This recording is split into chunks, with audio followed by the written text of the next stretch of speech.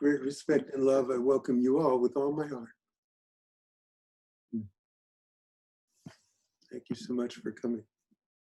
I did a little writing, and as per tradition, I will read it. It's titled, To Know the Truth. Now, it could be to know reality, it could be to know God. Today it's to know the truth. You cannot see the truth with your mind. When the mind reaches for the truth, it moves you away from the truth. The mind reaches outward, the truth dwells inward. The mind the mind seeks truth as if it were a form of knowledge. Knowledge has an opposite, ignorance. The truth is beyond interrelated opposites. The truth is not a state of mind. The truth is greater than any of your mind's concepts or understandings. There are things which are beyond the mind's limits. In fact, the things beyond the mind's limits are infinite. Perhaps the best way to proceed is to see that everything the mind presents you is false. Since the mind cannot know the truth, use the mind to show you that which is not the truth. So whatever idea you have about the truth, know that it is not it. The mind operates on such a limited scale that using it to determine what is actually true is ridiculous. You cannot know that which is unknown, and the unknown has no limits. The mind cannot objectify that which has no boundaries, no limits. The mind's method of looking outward for answers will not help you on your journey to know the truth. If you want to know the truth, stop running after it and be still. You will have to allow for silence to know what exists beyond limits. Make stillness your friend, and you will find that you can never know the truth. You can only be the truth.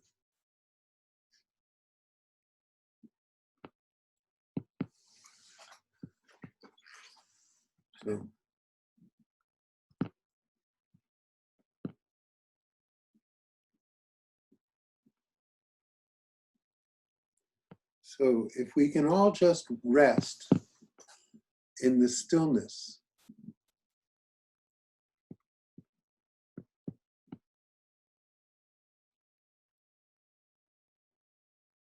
that surrounds us, that is always with us, if we can just rest in that, then you're home, really, and it's peaceful.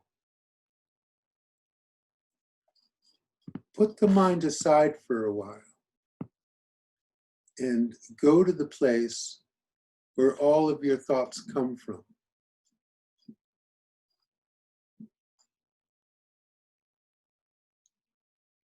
I think all of you can feel this stillness I'm talking about. And it's just a matter of going back to that place often, like frequently, like all the time. The mind is just like a chatterbox.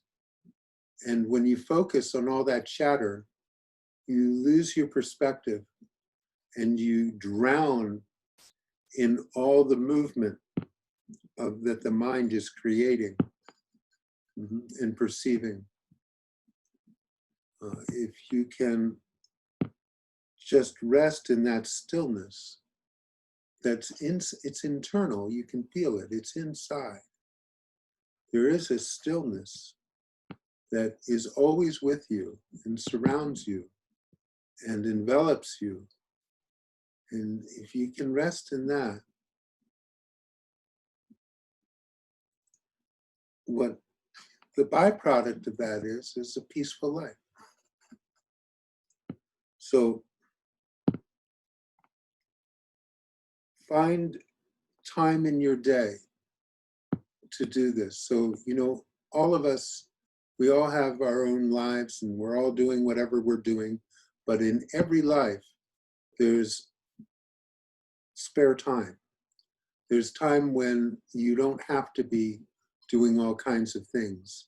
And you can just sit back and be quiet, you see? So really, it's just a matter of applying these things that you have been given. You're just applying this, you're applying what I'm talking about. So it's like, okay, I've told you a lot of different things at different times, and there's certain things that each of you have resonated with. And I want you to sit with that in your spare moments during the day. Just sit with that, just be with that. And this is the thing that Nisargadatta says in the I Am That excerpts. He says it quite frequently, that he just took what his guru told him and he simply applied that in all his spare moments. He didn't, he took care of what he needed to do. He didn't take on anything extra. He took on what he needed to take care of his family and, provide for the basics.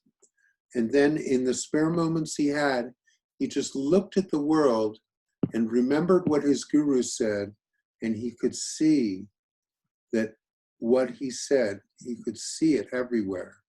And it filled him. And within 3 years, that was the end of the process. That was the end of it. He lived in stillness from that period on. So I'm recommending the same method for y'all. And if you really do this, a few years is all it will take for eternal peace. And I'm not talking about the kind that comes when you're underground. I am talking about that peace, but I'm talking about it while you're still in the body. So it's just in advance.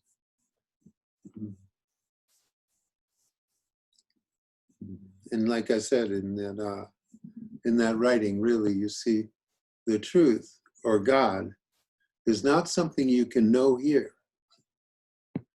It's not possible because this is so small. The mind is such a limited tool. It's like a hammer trying to build a computer. It's not going to happen. It's just not a good enough tool for that. So,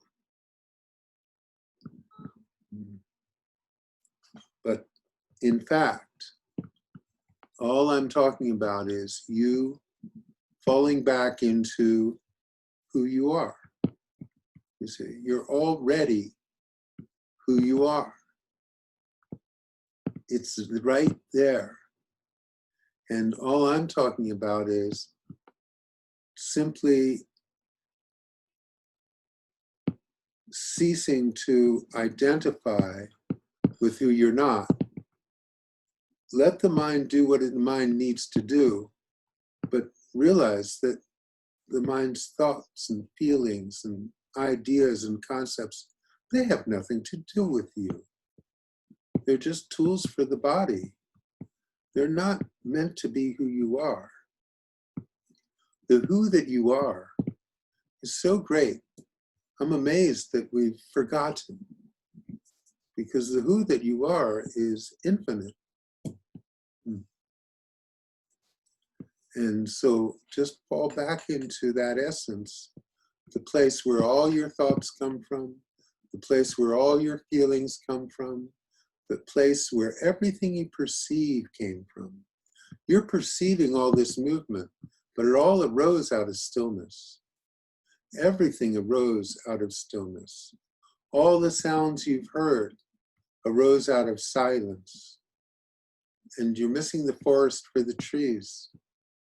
You're just seeing the motion, but really what's going on here is stillness. So allow yourself to fall back to source, fall back into stillness. And that's it. That's all that needs to happen. And the byproduct is peace, which isn't a bad byproduct. It's not a bad side effect. So the mind won't bring you peace. The mind will bring you moments of comfort, but they're accompanied by moments of discomfort. It won't bring you peace. If you can be peaceful with all of the thoughts, with all of the feelings, if you're equally peaceful with all of it, then you have something. Then you have something. But if you can't be, then you're just locked in the world of duality, where there's things that you like and things that you don't like, things that you want, things that you don't want, things that you're moving toward, things that you're pushing away. That's suffering. In my book, that's suffering. Needless suffering. Anyway. That's what I got. It's your turn.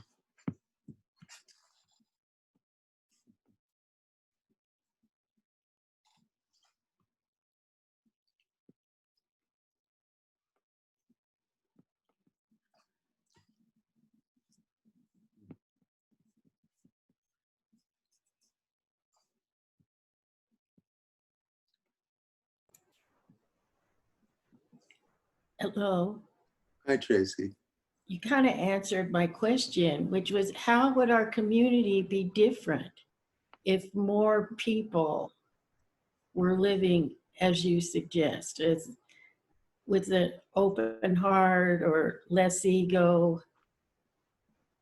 You know, would people really be nicer? Ah, one would think, wouldn't they? Yeah, it depends. You know, you're listening to I Am That, but you're not picking up how rude Nisargadatta could be. He was known for his temper. He was known for kicking people out. And, you know, for just, okay, what have you understood? And if you say something stupid, he goes, that's what you've understood. Where are you from? And you tell him, where you should go back there because you're wasting your time here. But he wasn't even as friendly as I was just then. You know, but Ramesh was totally accommodating. You could ask him the stupidest question in the world. Now, when I was with him and it was just he and I, in the early days, I would ask him a stupid question. He was still a little bit more like Nisargadatta, and he wouldn't put up with, he would just give me this dirty look and he'd go, who wants to know? You know? So I learned quickly how to ask smarter questions, better questions, not so much just ego-driven questions. You see, and but still, once you know he started doing like public talks, he was very accommodating, and he's like I am too, because you know it doesn't matter what people say. It's like you are basically you bring up stuff just to hear me talk, which is great. You know, it keeps it going. You know, so it's perfect. I remember there was a seminar on Maui, and there was this guy, and he was just asking the same questions every talk, again and again and again, and you know, getting Ramesh to explain it and re-explain it and re-explain it, and Ramesh didn't mind at all. You know, I can see his point of view now, but when I was there at the time, I was like, Jesus Christ, this guy is dumb as a nail. And it's like, and it didn't matter. It was like, didn't matter what Ramesh said, he wasn't going to get it. And it was, like tedious and boring. But, Ramesh's point of view, oh, he's getting me to talk. It's fine. It keeps the energy flowing. It's great. And finally, one day, Ramesh said, I don't get it. What's everybody's problem with him? He's fine. And his name was EB, the letter EB. And finally, I said to Ramesh, I said, Ramesh, you know what EB stands for? He goes, no, everybody's burden. He loved it. He cracked up. But that was the deal. So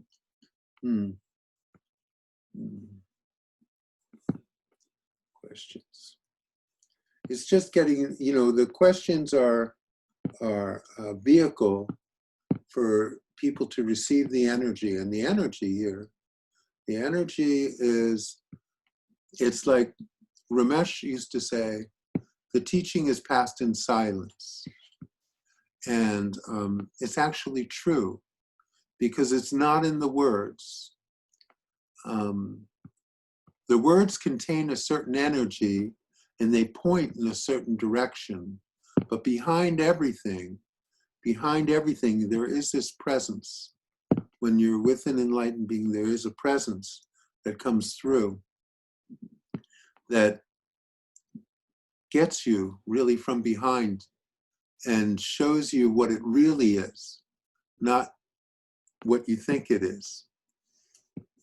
Although I was very good at understanding what Ramesh was talking about, and I worked on it. I tried to understand. I understood it pretty thoroughly, but that wasn't what it was.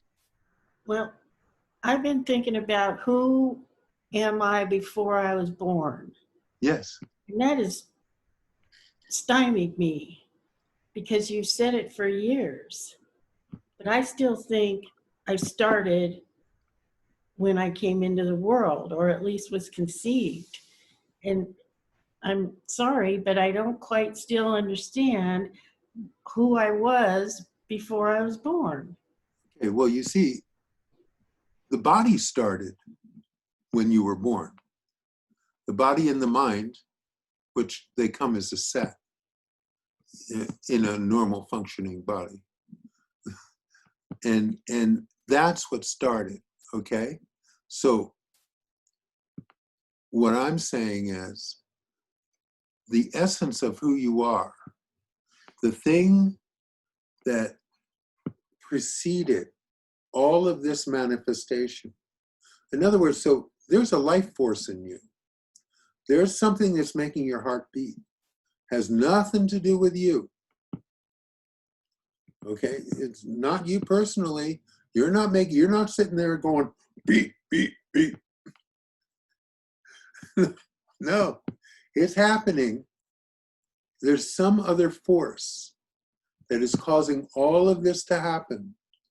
There's some other force that is made all of this appearance. You see?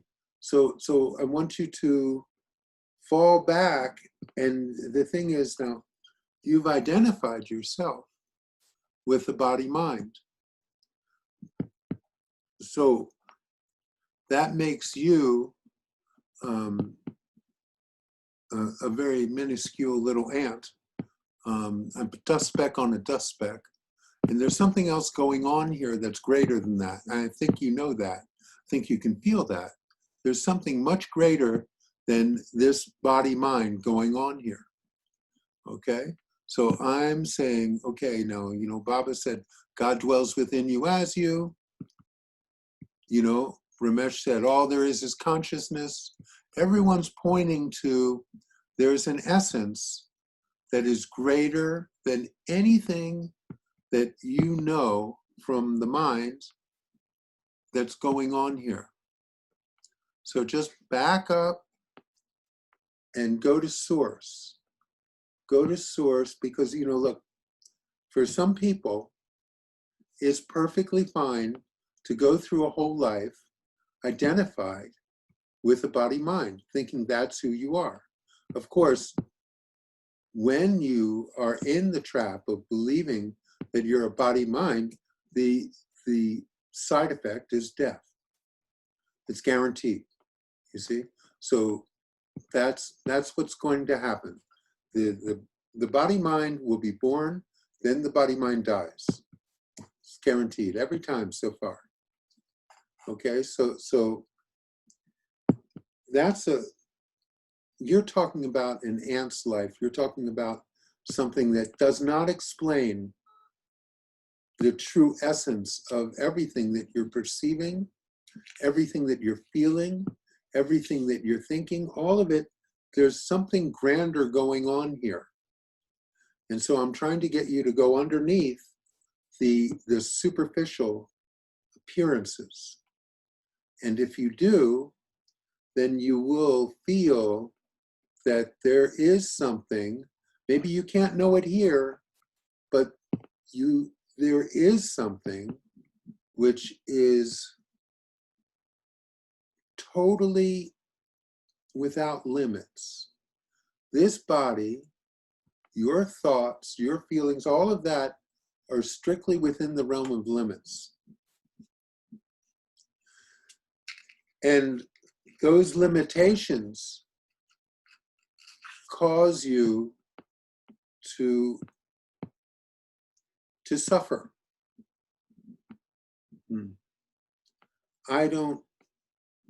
I'm teaching you that you are without limits, that there is an essence within you that is eternal and is not confined to space and time.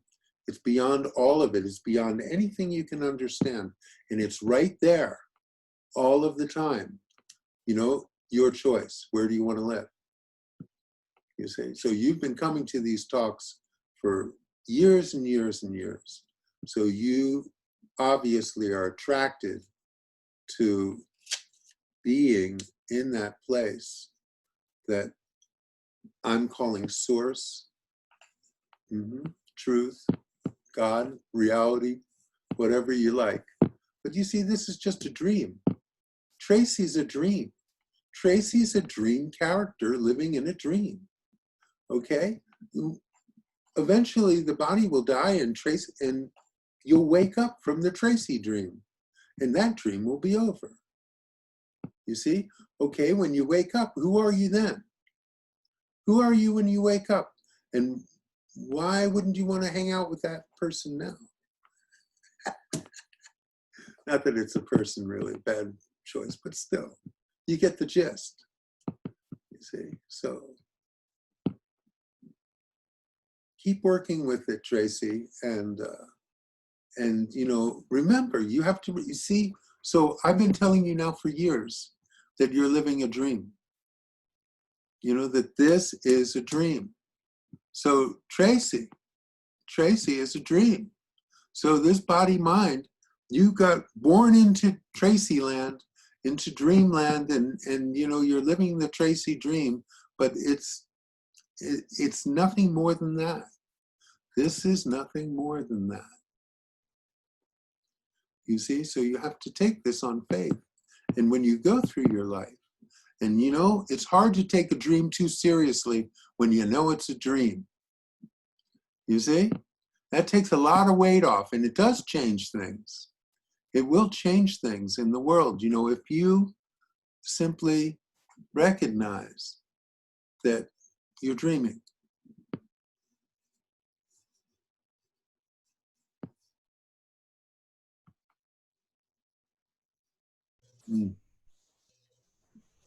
I wasn't able to make it the other night, and then it was around like 6:50, and I started feeling like my energy was really shifting. I'm like, what's going on? Oh, it's satsang. But and so just reminding me that what you've talked about, just that you're always with us. And just wondering if you have had that experience with all your gurus. You know, when you were with Muktananda, when you were with Ramesh, Shree, that even with the time apart and the distance, that you felt that deep connection the whole time. Not like I do now. I mean, it's at different times, yes. At different times, no. So it depended on what stage the sadhana was in. But it's cool that you're becoming aware of that. And, it is absolutely true. We are the same, Oliver. All of us are the same. All of us came from the same place. All of us are going to the same place. From my place, there's no difference between us. All the differences that you see are superficial, and they have no shelf life at all. So the truth, it is true that I am always with you. It is true, and that was part of the ultimate understanding, was that there was really no separation.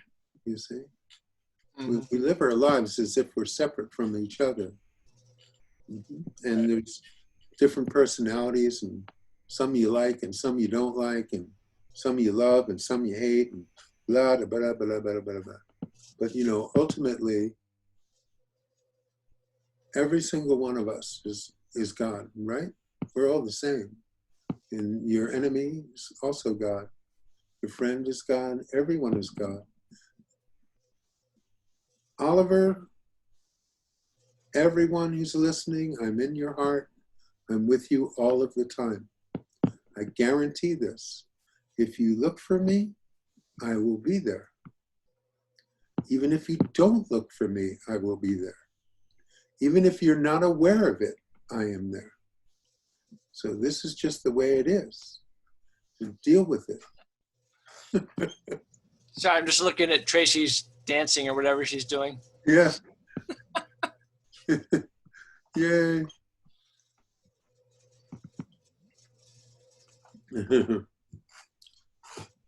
Cool. Just pesky little guru.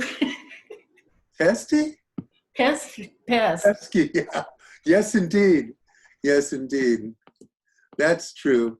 That is true about gurus. They're just always there in your face. Oh, well. Oh, well.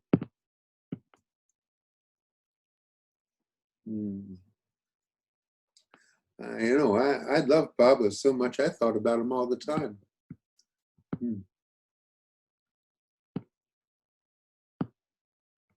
He was always there.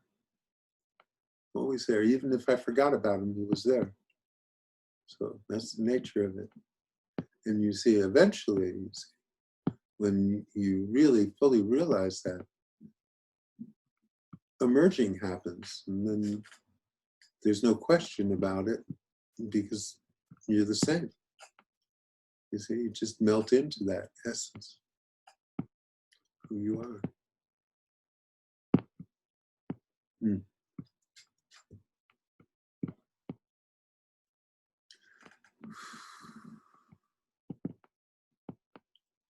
Mm.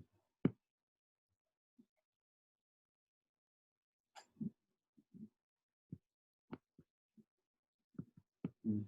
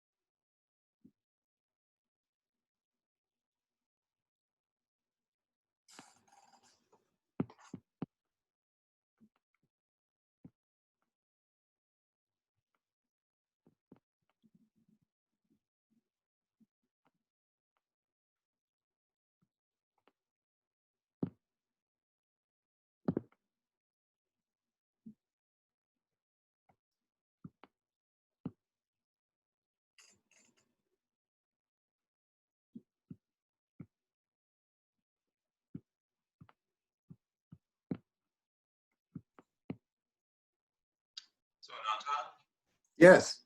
question. So is your understanding, I know you can't understand enlightenment or awakeness, but has it changed, like from say 10 years, 15 years ago, since the enlightenment happened? Or is it pretty much the same today as what you, the way you talk about it, I guess, or the way you understand it? It's the same thing. The beginning. It's the same thing. I might have found a few new words or concepts to help describe it, but it's the same. You know, if I go through my little book of poems, it just is. That was written right after. Right. And the same stuff I'm talking about now. Really, it's exactly the same. You know, it's not an understanding, you see, so, and it's not really the concepts that I talk about, but it comes out in that way just because that's the tradition, right? You know, so there were 10 years I didn't talk to anyone about it, right? So then everything just is, right? That's all it is, really. Really, all this is just a state of being, of just being present. And it's not I am present, it's just a state of being. And that's all this is. It's really, really, really, really simple. And although it's an unlimited, without boundaries kind of thing, makes it sound great, but it's also nothing at all. You see, so like it's like Nisargadatta said, in love, I am everything. In wisdom, I am nothing. And between those two, my life moves. You see, so it has both qualities to it at the same time. Human minds like to say it's this way or it's that way, so they can understand it. But this isn't something to be understood, and it's both ways. It's everything and nothing at the same time. That makes it unlimited. Right. And you were with Baba before you were with Ramesh, is that right? That's right, yes. So I find that a little interesting because Ramesh was more about the talking about it and it was more the intellectual understanding of it, but you were attracted more to the energy of Baba, I assume.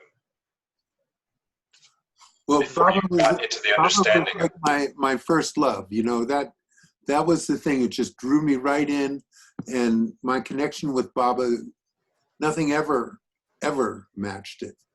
And Baba, you know, he had a big following. He had thousands of people, all, you know, in the hall. There were like tons of people there. And he spoke on all different levels because there were all different people. And he was able to do that. He was a master at speaking on all different levels at the same time, for beginners, for more advanced, etc. Now, he gave talks every day. There was chanting and meditating going on. There were scheduled times for certain chants, but there was always an evening talk. And so in those talks, he would start out elementary, and, you know, he was the kind of guy, he knew all the scriptures by heart. He'd been a sadhu for so long, and he could just sit there and chant different scriptures and do commentary on them. And he was an interesting guy. He knew how to tell a good story. And so he would do all that, and he would talk about all these things about attaining something and this and that. And then at the end of the talk, he would throw it all out and go, of course, there's nothing to attain. You don't even exist. And he would talk like Ramesh, at the end of his talks. And I would wait for the end of his talks.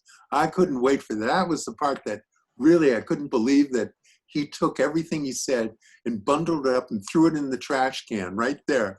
And, you know, most people liked the beginning of the talk, but I loved the end. I loved when he destroyed everything. And, you know, it's like, to me, that was the thing that lit me up. And so I go to Ramesh. Now, Baba died.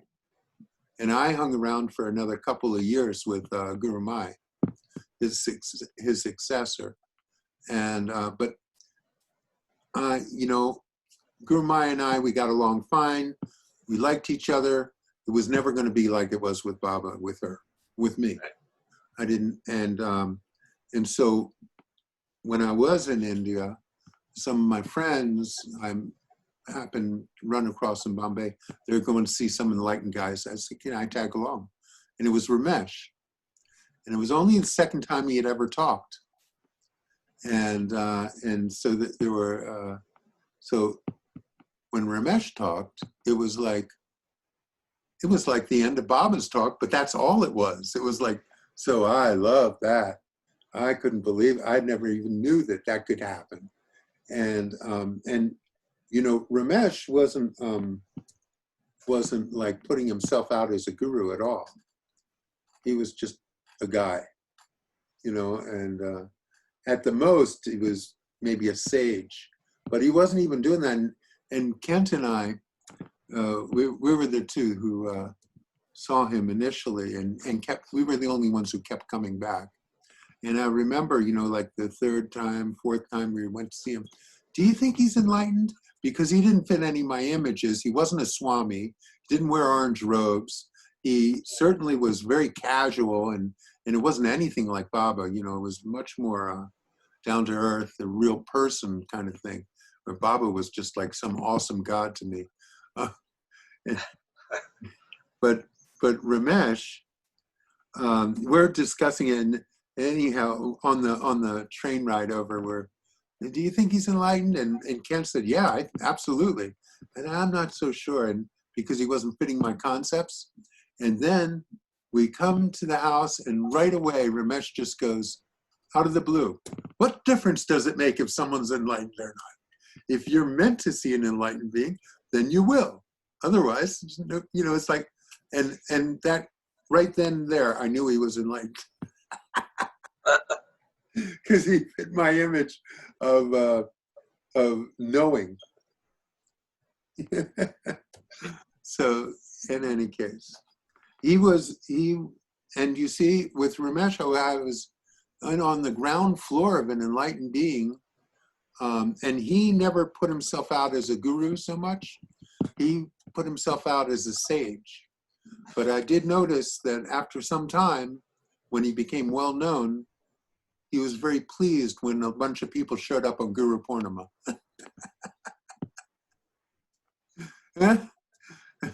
Being a guru was much more, well, Nisargadatta was clearly a guru, right? But he never got the command from his guru to be a guru. So he talked about his guru, but that's because his guru died before he could do that. Right. Nisargadatta. His guru died very shortly after he met him. So, so there were some limits to what he felt comfortable with on that. And I don't care. I just throw caution to the wind. Everyone can have their concepts. It doesn't matter to me. It just seems easier. But so yeah, Ramesh basically, he had exactly what I needed to finish the job that Baba started. So with Baba, I already had the love and devotion thing down. It was like, you know, and I would do anything for him. And I did, you know, I worked day and night at the ashram, you know, and that I got a lot of things already done, but the final ingredient was I needed some dynamite for the ego. And Advaita, the philosophy of non-duality, was exactly what was required in my case to finish the job. You know, had Baba lived, probably he could have done that, but he didn't. And I was slow, you know, it wasn't like a few years for me, it was 21 years. So you know, he can't live forever, I guess. And I had to go through that too, because, you know, I was very attached to Baba. And it was a big job just getting over that. So, For sure. but it all worked out somehow. And I'm thinking that it can work out for y'all too, in your own way, And so this Advaita philosophy is a really, really good thorn to remove a thorn. So this idea that you have of yourself as an individual, this idea that you have that you are this body-mind, Advaita can cut right through that and undermine it, such that the foundation of who you think you are now can crumble. And then once that happens, you can see what is there, you see. So it's a good tool for that. And if you have the mind for it, if you have that mind, and also, you know, not everyone's here for the Advaita. There's some people who are just here because they feel that devotion, they feel the energy, and that will work too. There's all different paths for different people. So just, so it went in that chronology. It was Baba, and then Baba died. It was Gurumayi, and, you know, it was just then I ran across Ramesh. And after I met Ramesh, it was too hard to leave the ashram because I worked there. I couldn't leave all the time to go see Ramesh. So all my subsequent trips to India were just to see Ramesh. I skipped the ashram. And Ramesh didn't have an ashram, so I made my own. Right. So Cool. yeah, that was and that was a big adventure living in Bombay. It was different. I'm not a city boy, but Bombay is quite a city. Not bad. Honk, honk, beep, beep, all the time. All the time. Anyway. Like organized chaos. Oh yeah, totally, yeah. Right. You know, and it's different. It's really different. You knew you were not in Kansas anymore. But it was an adventure, and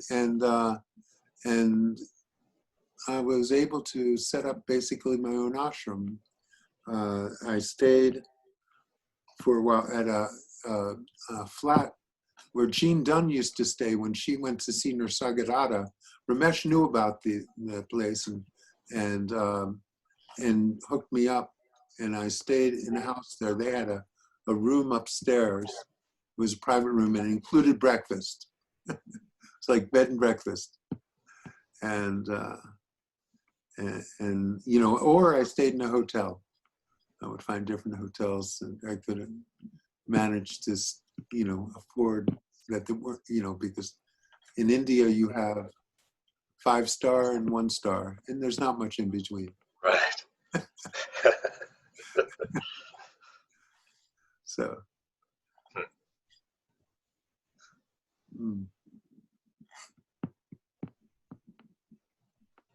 But that was my adventure, and so that's what I did.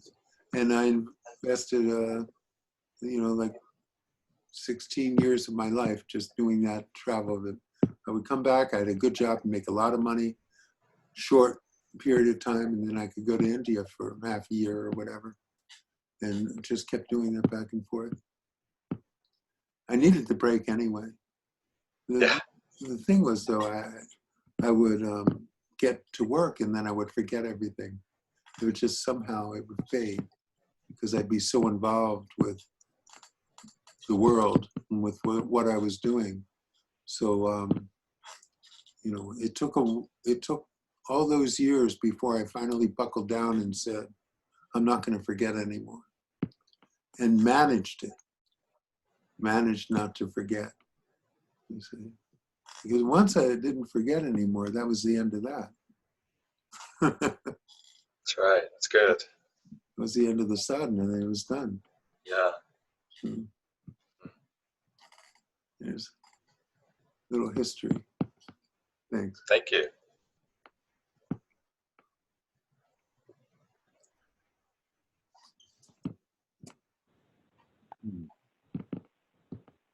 Ananta, this is Imala. I know.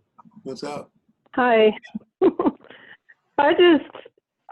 I get into spaces where I'm just really overwhelmed and amazed that to even have this teaching coming into my space, because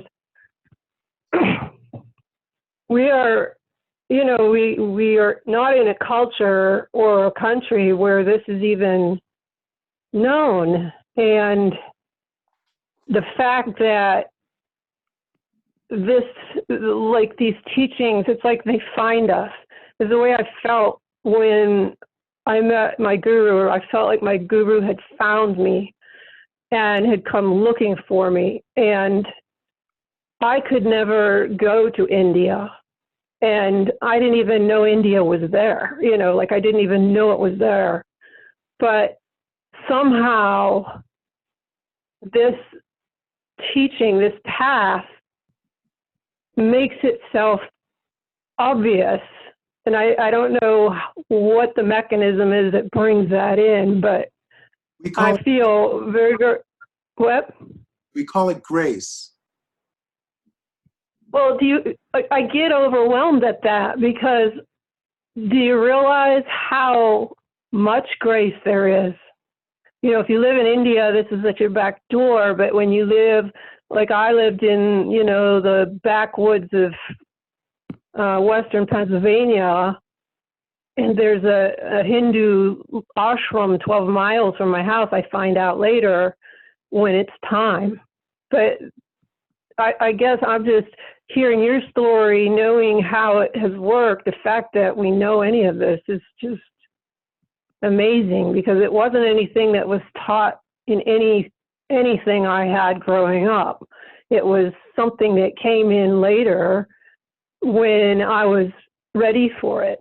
And if that's grace, you know, which I had no say in, it just happened, then the grace of actually reaching the enlightenment or having an enlightenment, it would be in that same ballpark of like, you know, oh my God, how is it even possible? And it's kind of like a miracle that we would even get to that point or even know that such a thing exists. So I appreciate the story, and it was just reminding me of just what a miracle it is to even be able to sit under this teaching that it's to me, it's exactly what every human needs. It's who we really are, where we really came from, where we're going. It brings meaning to life, you know, meaning that wouldn't be there otherwise. So I'm just kind of like I'm grateful, and I just wanted to say that, and thank you for being an instrument of that teaching to us. Well, this is grace, and you are very fortunate, and you've drawn more than one enlightened being to you.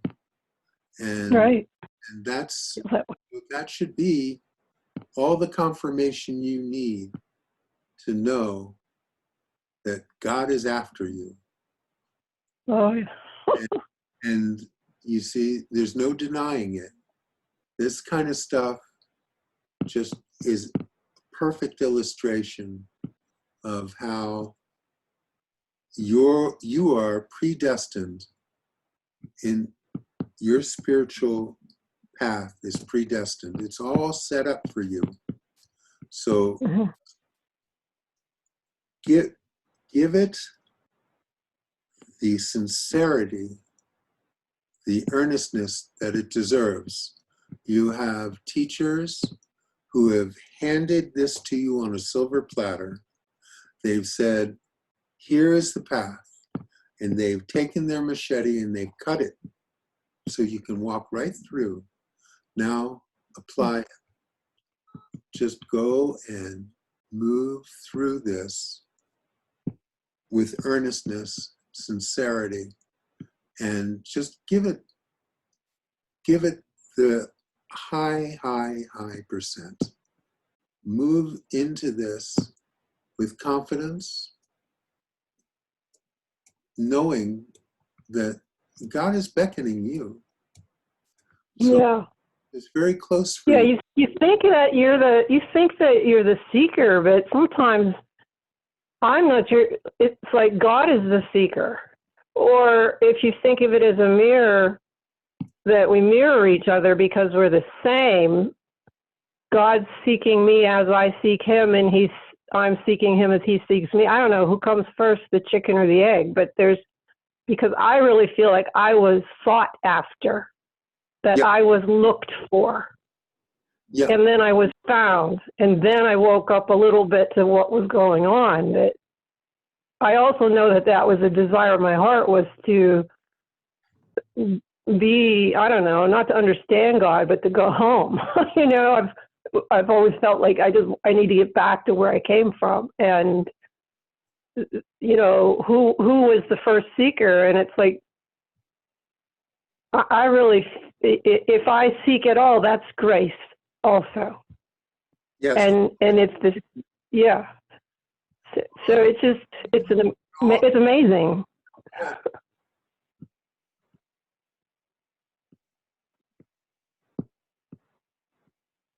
What was that?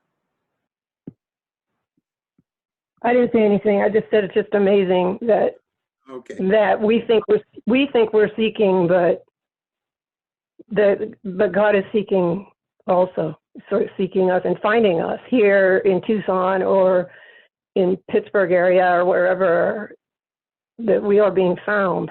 I mean, it's not a small thing to be hearing these words today. You can look at that. It's an amazing thing. This is just your karma, and you can see how out of your hands life is. And so you have a certain destiny, and you might as well surrender to it because it's after you. That's all. Yeah, And it's cool. It's cool. I mean, really, it's cool. And how many it people, really is. how many people I got to hang out with a bunch of enlightened beings. I got to spend time with them. I got to work with them. It was amazing. And I wouldn't have traded it for anything. It was a great little journey. So enjoy it, and know that none of this is in your hands. And Right. you can see that, because what are the odds? What are the odds? You see. Good. Stay with that. Stay with that, so that you don't have this any sense of doubt. Yeah. No, move ahead without any doubt. That's a big advantage. If you can do that, nothing can stop you. Right. That goes back to the ego thing of, do I deserve this? And Yeah. it really isn't it's not about deserving. It's about who we are in our essence. And I mean, I would say that has been an issue for me at some point, you know, along the way, the doubt that comes with, do I deserve? But it's not about deserving. It's a gift. It's grace. And it's way beyond anything like that, to feel like you don't deserve it. No, of course you don't deserve it, but it doesn't matter. It's what's there. Yeah, it's not. That's not. It's off the plate. It's not part of it. No, it's not. It's not. And you'll just have to suffer with your karma. And this way, you're very lucky. You know, in other ways, you're fucked. What are you going to do? So Enjoy. yeah, enjoy it all. Enjoy it all. Enjoy it all. See it all as a gift. The same gift. It came from the same place. Yeah. Yeah.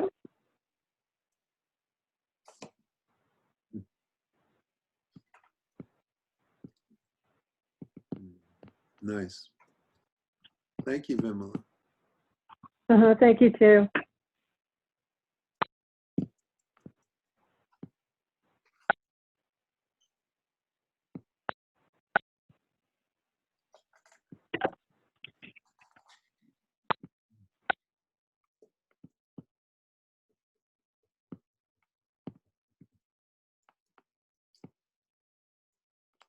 Is Indigo talkable? Can she talk?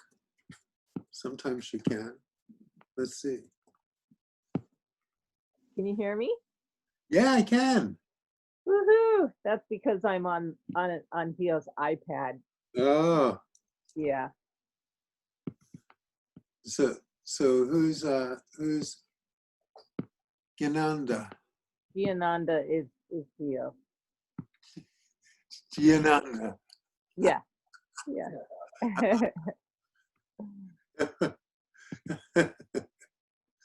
Great. You know, I gave him that name many years ago. Giananda Meru is his spiritual name. I love Yeah. Yeah. So he's the one that typed in who was on.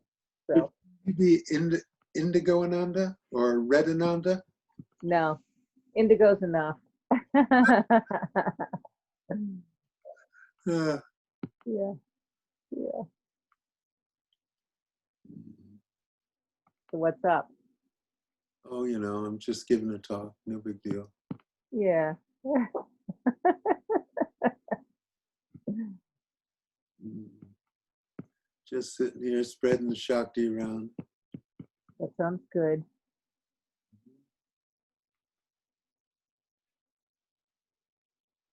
It's effortless, actually. I don't think about it.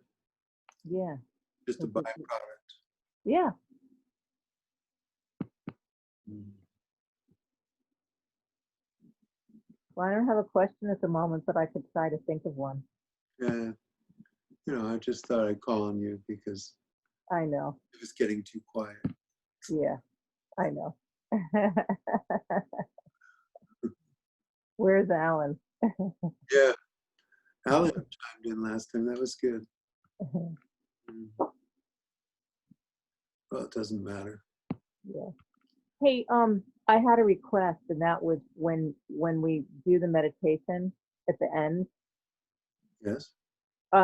if you were able to mute your microphone so that all the different sounds don't come in. Oh, that should have been muted. No, it wasn't. Because Gio told me that he was really deep, and then he heard all these noises, and he thought someone was in his house, and he realized it was like the cup or the I think he got up and did something or whatever. So I wasn't muted. I can mute myself. Sure. yeah, just in case we're really deep. Well, anyway, life Yeah. is full of challenges. Yeah. if that's the worst of them, oh my goodness. The ashram was a loud, raucous place, and you're supposed to be quiet and meditative. And Yeah. if you worked in the kitchen, you just heard banging, clanging. Yep. And, you know, it's just the way it is. There's always challenges, particularly when you're on a sincere spiritual path and you're trying to make particular progress. Things work against you, and that's the nature of the beast. It's the nature of the beast. As soon as you get quiet, the world goes, hello. I think Colleen is here, yeah? Yeah, hi. Can you hear me? I can't Yay! see you. Yeah, I have a couple questions. Oh, that's excellent. Okay, so, you know, I've been listening occasionally to you, and you said life, I think the one that stuck with me is life is a dream. Yes. So to see life as a dream means that you're not taking everything on so much because you're seeing it from a different perspective. Is that correct? That's part of it. That's part of the side effect of seeing it as a dream. It's very difficult to live life as an individual. You know, there's a lot of nasty side effects when you think that you are this character. Okay, so you think you're Colleen, then you start thinking, well, I did good at this, and you start feeling good about it. That's nice, right? But then you see maybe, oh, I made a mistake, and you start feeling guilty, and that's not so nice. And now you're living in a world of make-believe where you think you're doing something, and really you're not doing anything. I can prove you're not doing anything because in 1,000 years, no one's going to know anything you ever did. Nothing. And probably in 100 years, no one's going to know. You think you're doing something right now, but you're not doing anything. Nothing is happening here. This is just, you go to sleep at night, you have a dream, and you know, maybe you dream you traveled to some foreign lands and this and that. You never left the bed. You wake up, you know it was just a dream. It's going to be the same with this life. This life will go on, and you'll have all these chapters and verses and situations and relationships. And then when the body falls off, you wake up and you know it was just a dream. Nothing ever happened. This is all appearance and consciousness. Really all that's going on here is stillness. You have this tiny, tiny, tiny, tiny appearance of movement. And you know, you have time, so it gives you a sense of history. It gives you a sense, it's a very well-developed virtual reality, but it's nothing more than that. You know, when this body is like your virtual reality machine, and it convinces you that you're living, it wouldn't be a good virtual reality machine if it wasn't convincing.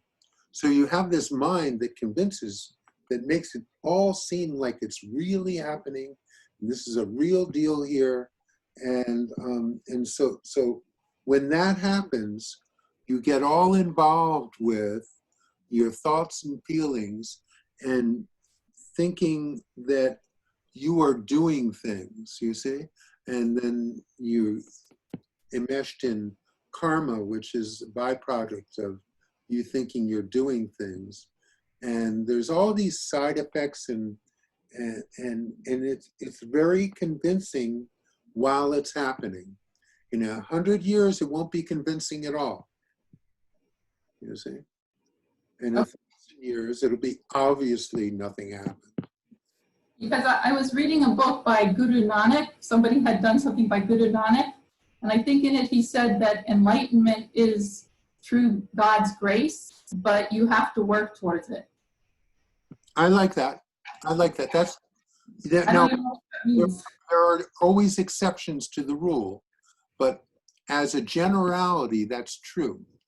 It's more likely to happen in the cases where people were working toward it, wanting it. You see, it's more likely to happen, but it's not all cases are like that, but generally that's true. Yeah. Yeah. Like if you have a destiny, you know, I'm kind of an intuitive person. I'm a very intuitive person. I'll have dreams about things that will be sending me places or upcoming. So how does that intuitive mind work into the matrix that this is just a dream? Well, you have the intuition. You are seeing the script. You're seeing the script. It's already written. And in those cases, you're able to read it. You see? Now, you couldn't read it if it wasn't already written, which means that everything that is going to happen has already happened because it's written and you can read it. You see? So I've always liked the concept of the Akashic records. So if there's a record of each person, past, present, and future, their lives, everything that happened and everything that's going to happen, it's already written, then you can see that really this thing about time, there is no time because time has already happened. Everything is already in the past. So your intuition shows you that everything is written. You see, that's your demonstration every day that you have this intuition. It's teaching you that you already can see God's plan. You see, and you see, but you go through life as if you're doing something, as if your decisions are good or bad or right or wrong, but it's all scripted out. It's already written. The Akashic Records has a record of your life, and it says everything you did and didn't do. And so sometimes you move ahead, determined you're going to do one thing, and you end up doing something entirely different. You don't know why, because it's not in your hands. And the thing about it is, you have this individual sense of yourself as an individual, as someone who has a will, who makes a decision, you see? You have this, and we call that ego, you see? Now, if everything's in God's hands, then the ego is diminished. You see? Yeah. This is so, as the ego is diminished, then you're able to rise above the clouds and see what actually is, because the ego is cloaking your vision so you don't know that essence of stillness and oneness that we all came from, and that even though there's this appearance of separation, it's not a fact. The truth is that we are all interconnected, that there is unicity always. And it's just the personal identification with action and doing that blinds you from knowing the fact that you are eternal, that your essence is always there, has always been there, can never not be there. Only your personal awareness of it comes and goes. And your personal awareness is nothing. It's just personal. It's just that sense of separation. You see, the truth is that you're not separate. You could never be separate. Your heart wouldn't be beating if not for some other thing. And there's a source. So like, we get confused because we see these appearances of distinctions. We see things through our minds, and the minds just pick up on the differences around us. The minds don't pick up on the sameness. So every thought arose out of silence. The mind can't see the silence. It doesn't know the silence. But that silence is all there is. All there are the tiny little things popping out of it, but that's nothing. The silence is what's there. It's like when you go to the movies, the whole movie, the only reason it works is because of the movie screen. Everything's projected onto the screen, and all you see are the different colors moving and the sound coming out of the speakers. And even though you're staring right at it, you don't see the screen. And this is how it is with life. Even though you're staring right at it, you don't see the essence of everything there is. You see the thoughts, the feelings.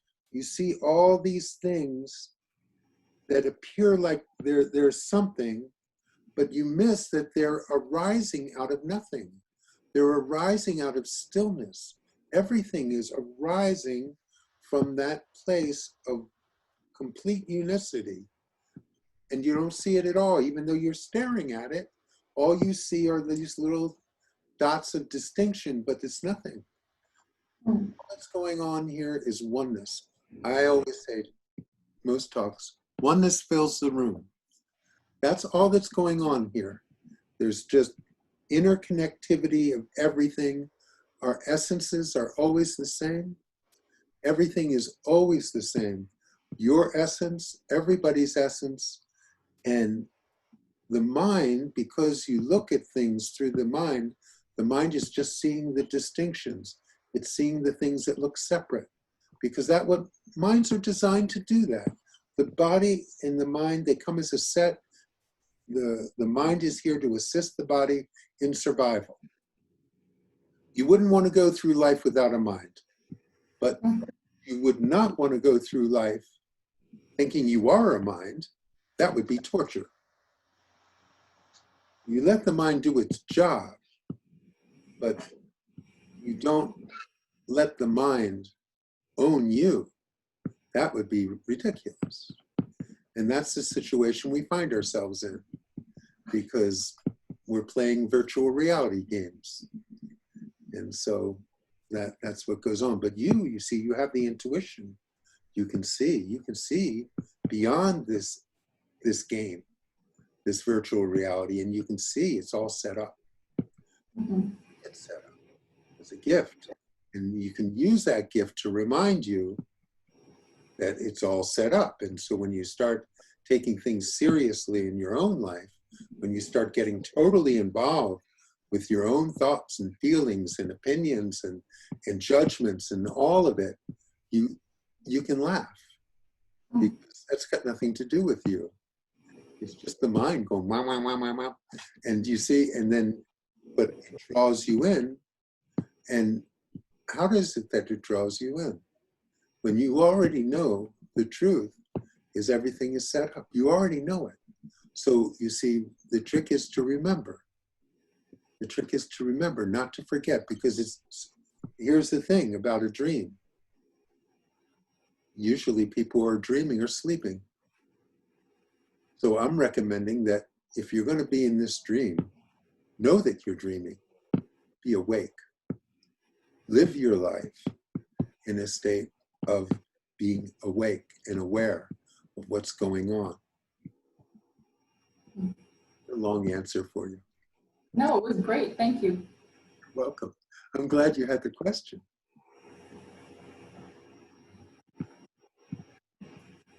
Well, I have another one if nobody else has one. I'm in. I don't see any other people lit up here. I don't want to take up anybody's time, but I went to India this past year with a Sikh guru for a week. And now and then I listen to his podcast, you know what I mean? And the other day he was telling his people to create two columns of their thoughts, like the thoughts that they considered negative and the thoughts they considered positive. And I was told that was like, that we're practicing non-judgment. So I was wondering what was the purpose, because he speaks a lot of Punjab, so I don't get the whole teaching all the time, but what would be the purpose for him to tell his people to notice? Is that to notice where the thoughts are coming from? Or, you know, because I was taught in a different lineage to just let the thoughts go by without giving them too much meat, so to speak. Here's the thing about spiritual teachings. You follow the things you have resonance with. There's all different spiritual teachings out there, and none of them are for everybody. So if there's something being taught that you don't have resonance with, that's fine. You don't have to. And it doesn't have to be correct. The only time it has to be correct is if it's your guru who you are totally devoted to, then you just accept everything that your guru says, because that's your path, you see. So like Ramesh, he pounded into me, everything is God's will, okay? And that worked. That actually diminished the ego, in my case, enough for everything to happen. But now, I think that's a joke. I mean, really, God having a will, like an individual, that's not possible. But the concept worked, you see? So these are just concepts, and they can be useful. And at a particular stage, a concept might be useful. In another stage, it won't. So you just be flexible. Because look, you know, none of these things are true. There's not a single word that's come out of my mouth today that's been true. That's not what we're dealing with here. We're dealing in concepts. We're dealing in understandings. And none of them are true. We're talking about a mind here. The mind is not a truth dealer. The mind is a dealer in lies. The mind is the master and creator of illusions. So, you know, that's not what we're dealing with here. So whatever any guru teaches that is a mind to a mind, it's not about truth. It's simply about a thorn to remove a thorn. So, you know, in the Vedas, I don't know if you're familiar with it. They say you take a thorn to remove a thorn. So the thorn you have now is personal identification. This idea that you as an individual, that you exist separate from God. Okay, that you have an existence separate from God. So I'm giving you this thorn, which is concepts that, no, you are eternal. No, this ego is not who you are. This is a virtual reality, blah, blah, blah, all the garbage I talk about. And that will undermine your concept of yourself that is keeping you trapped. When the thorn removes the thorn, you don't need the new thorn. You throw them both away. You don't need any concepts, you see. But this is a primitive tool to help diminish the lie that has caused so much suffering in your life, so much difficulty. This idea that you have an existence separate from God. It's pure torture, that. You know, for a spiritual being it is anyway. Some people manage better than others. For me, it was torture. I knew none of this was, I knew it didn't make sense to me. I knew the basic things, you know, money, relationship, pain, power, all that. I knew it was garbage. I knew it was. But I didn't know what to do about it. I still thought I was something. And you see, so it took these gurus to pound it into me, and eventually the ego was diminished enough that I was able to get to a place of remembering who I was consistently. And it wasn't even me remembering anymore. It was just living in that state of knowing. And it wasn't even me knowing, it was just knowing. So that, like, I don't know if you were here, the very beginning I had a writing that I read. Were you here you weren't here for that? No. So that's basically what it said. It said,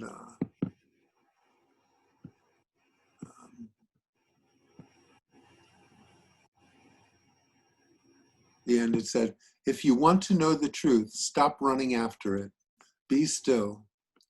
You will have to allow for silence to know that which exists beyond limits.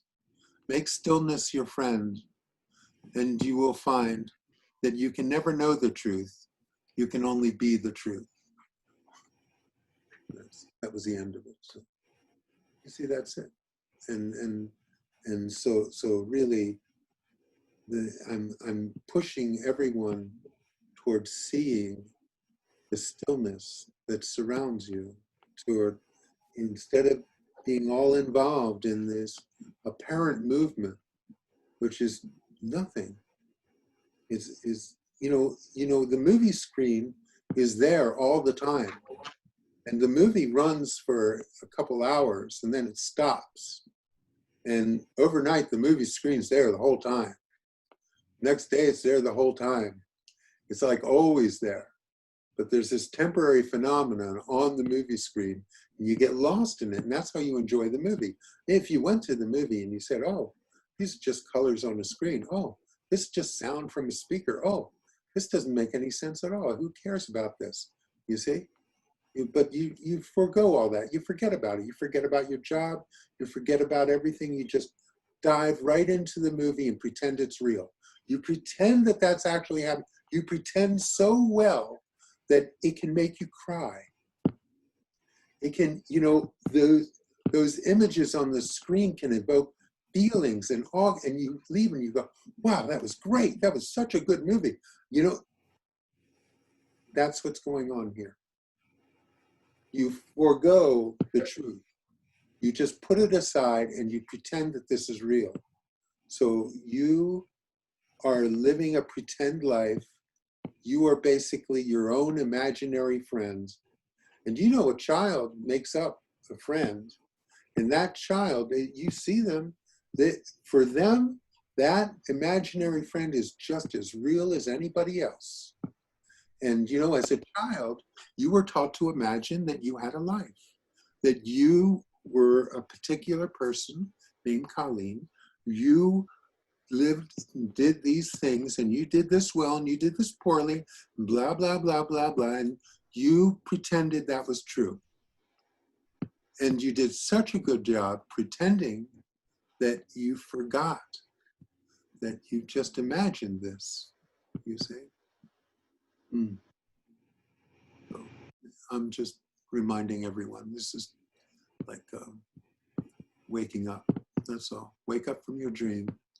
It's just temporary phenomena. You'll get over it.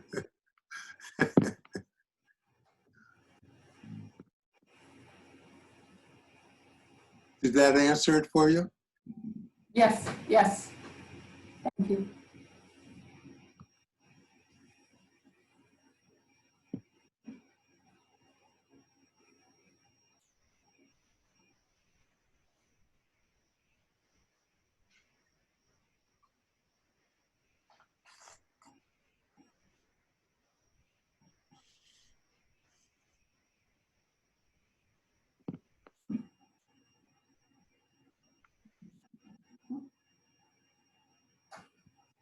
Yes, please.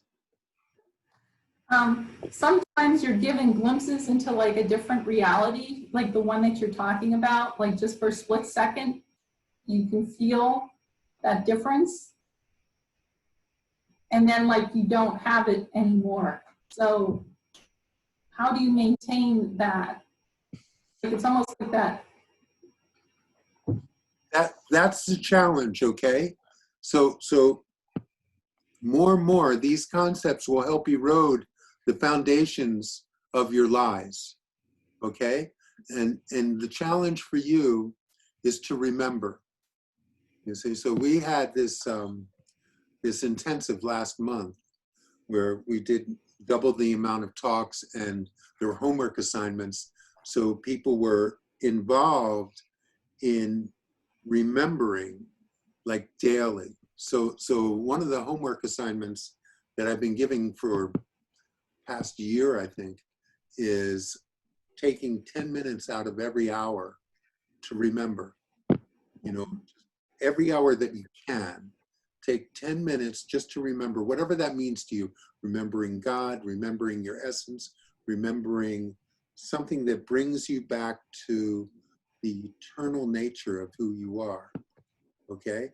And that assignment I've been giving, but what we did was, there's this classic book, I Am That. I don't know if you're familiar with it, about Nisargadatta from his books.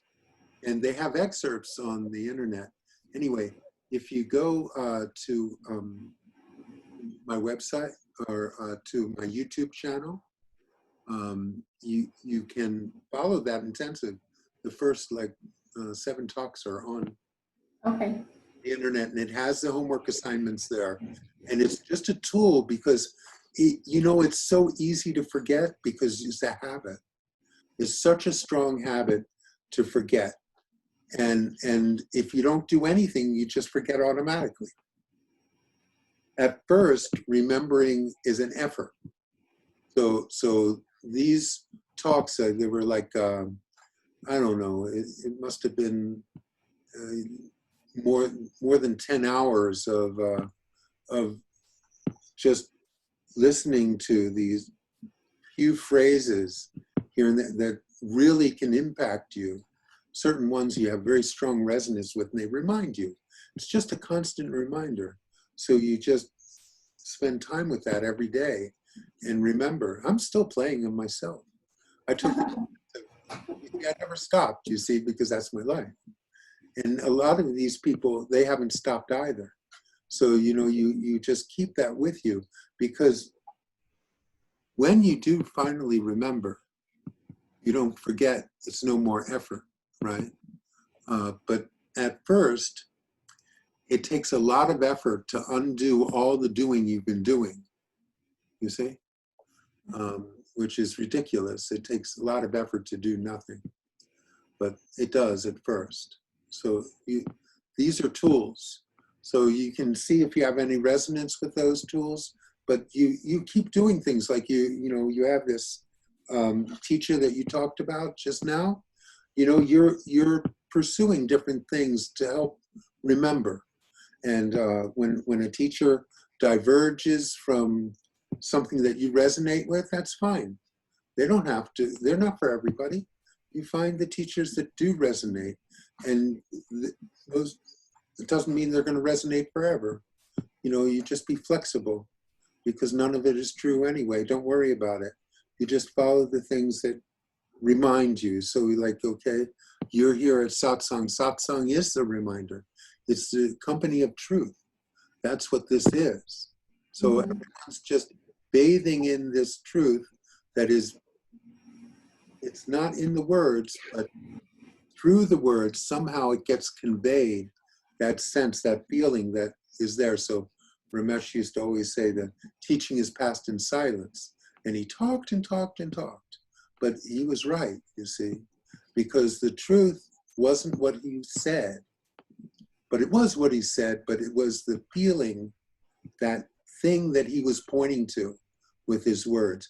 He was pointing to something that was beyond all the words. So that's what we're doing here. We're pointing to the truth, and if you avail yourself to all the opportunities to remember and make your own. So like I was telling Donald, when I went to see Ramesh, he didn't have an ashram, so I made my own ashram.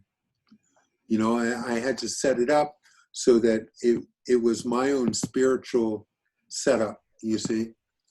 And so you do that for yourself, and you make it so that your situation is one where you're constantly being reminded of the truth.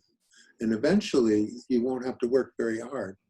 But initially, there's a strong habit to break. And, like I say, you go to the movie and you intentionally put aside the fact that these are just colors on a screen. You put aside the fact that there's just sounds coming out of a speaker, and you just buy into it. You buy into it 100%, and you enjoy the movie. And that's what's going on here. But it's a longer movie, so it's a little more convincing to you. It's better quality. Special effects are much better. And, the feelings and the karma and all the different energies that flow through it make it much more convincing than a simple movie. But all it is a better quality movie, and all it needs to do is to fool a mind, and a mind is a very simple tool, you see. The minds are not really that complicated. Minds are gullible. They'll believe all kinds of shit. So, the thing is that you're identified with the body mind. And so it's fooling you. And that's the joke. Because this isn't who you are anyway. Tracy? I know being in the now is the priority, but remembering takes me back to my childhood. And I think about what good things or how my parents prepared me, or did they prepare me? So part of this remembering is looking at the foundation so that I feel grateful that I had different experiences so that I can appreciate what you're saying now. Is that part of this process? I mean, obviously it's part of my process, but it's still just the me, okay? That's still just the me. That's just a personal sense of gratitude. And should I do that every week, don't I? It's fun, isn't it? So it's still just you being involved with yourself as an individual and feeling this way or that way. What if you had a shitty upbringing and then you got involved with that? Oh, well, my parents were rotten to me. It doesn't matter. So you have a nice upbringing and you go, oh, my parents were great to me. They prepared me. It's all the same thing. It's still me. Me, me, me, me, me. And as long as you're going to be me, you're going to feel disconnected.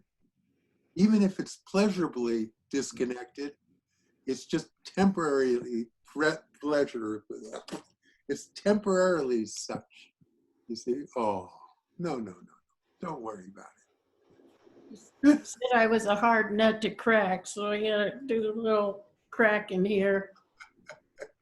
It's okay. It's okay. This is, you see, but you want to be able to see it for what it is, okay? And it's just, you're worshiping at the altar of the ego. Well, I can see how my psychology upbringing interferes with the spiritual, yet I want the psychology to help somehow. And every time I try to throw out a free sample, it just comes right back.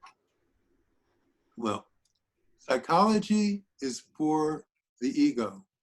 It's for having a healthy ego, which is a nice thing to have. If you're going to have an ego, it might as well be healthy. But healthy ego or unhealthy ego, still an ego. And the truth of the matter is that the illusion of separateness is not who you are. You see? So just see it for what it is. See it, you're just flowing with the pleasurable part. People, when they're feeling nice, when everything's, it feels like pleasant, people are like, oh, well, this isn't so bad.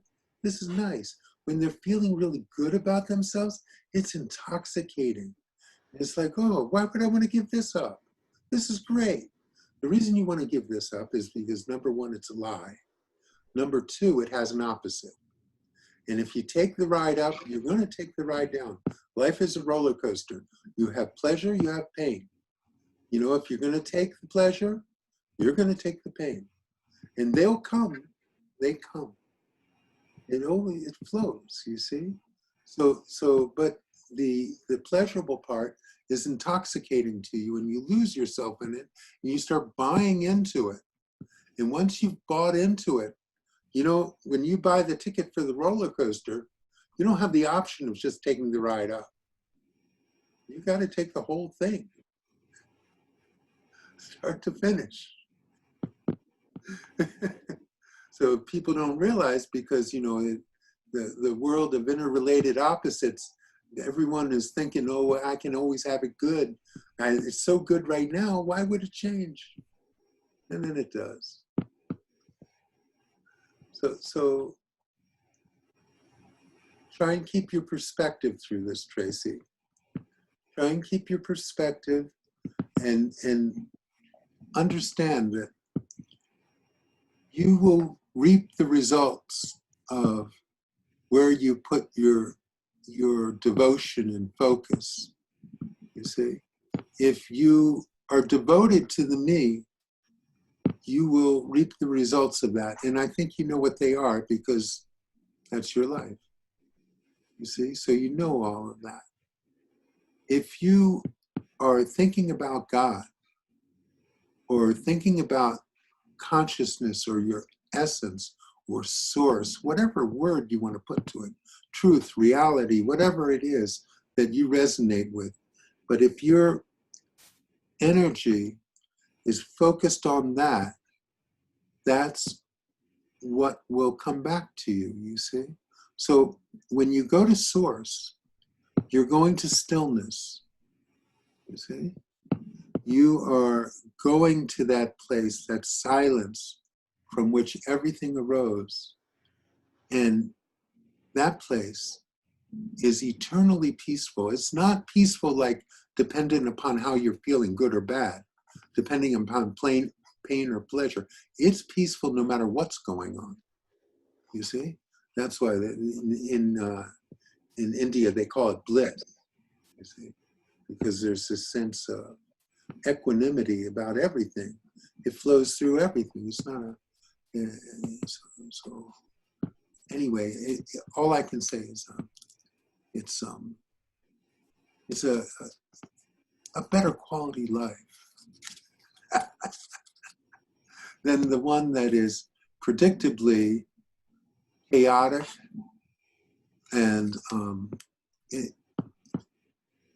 has its ups and downs, and the ups you like and the downs you hate, and you want this and you don't want that, and that realm where you struggle between the ups and downs of life, I call suffering, and I experienced it as suffering. So you see, the successor to Ramesh's lineage, Wayne Lickerman, his license plate, it said, "No struggle." That pretty much sums it up. So,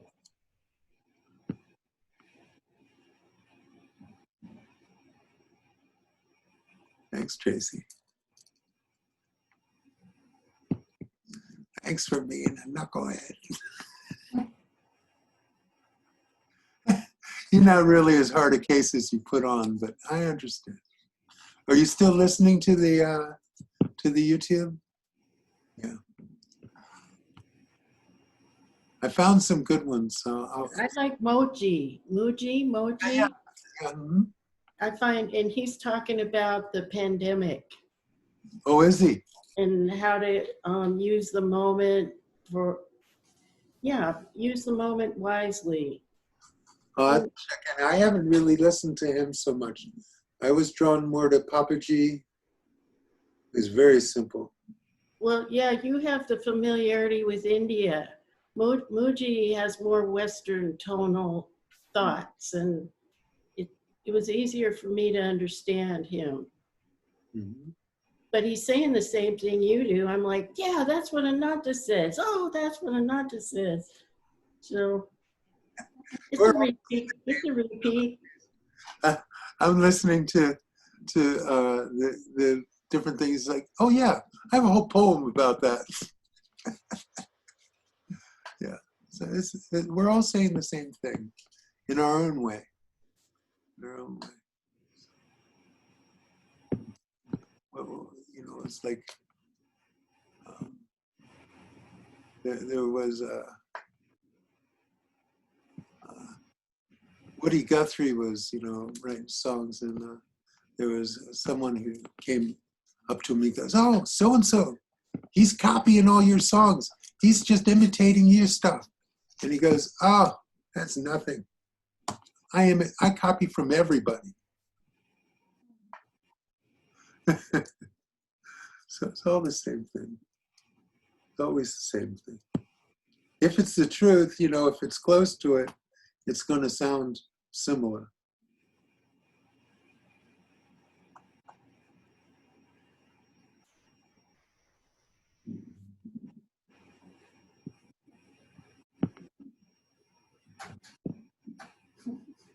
Yes.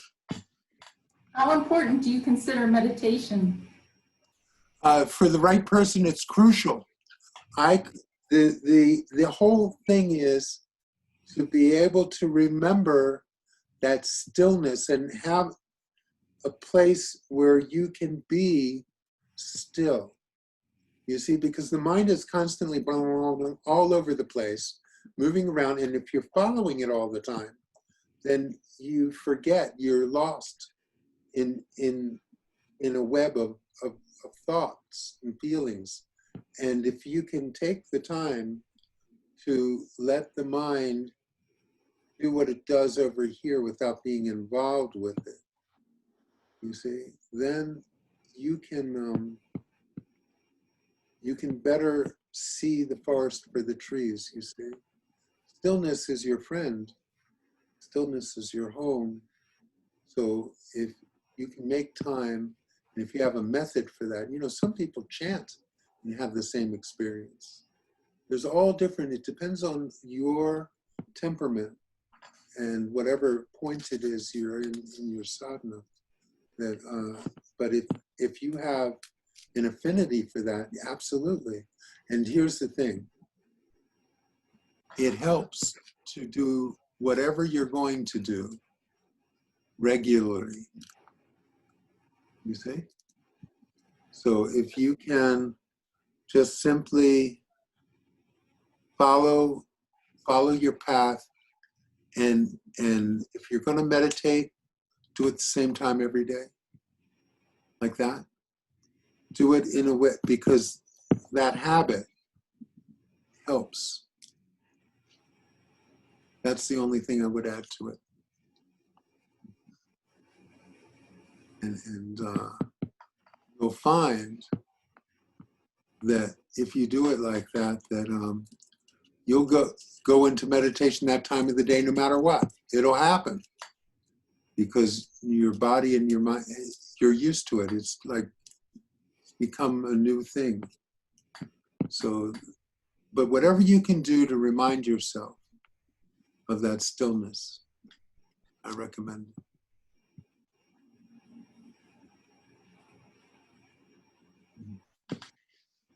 And you will have to remind yourself for a while until you remember consistently.